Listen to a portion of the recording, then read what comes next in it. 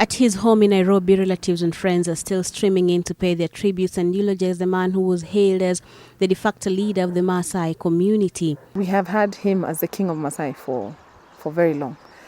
Mourning Ntimama, a shrewd politician, attracted praise and criticism in equal measure. There are many people loved him and hated him in equal measure because he had a stand, because he was a man who did not mince his words. Although he had declared that he had retired from politics before his passing on, the late Mourning Ntimama's word on the political future of the Maasai community was still sought for and revered.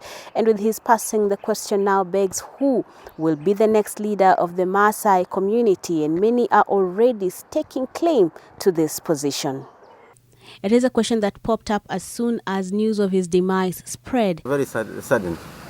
But now that our king has gone, we expect somebody within Maasai to step into his shoes.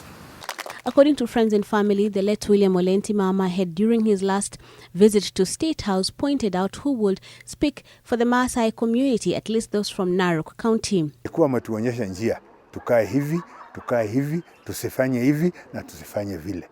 He had actually asked Hassan Kamwaro, former TLB chairman, and the current senator for Narok County, Senator Stephen Olendutu, the two of them, to take care of the Maasais and be able to liaise with the president. But for the larger Maasai community, there are those amongst the community who feel there is already a perfect candidate for that position. In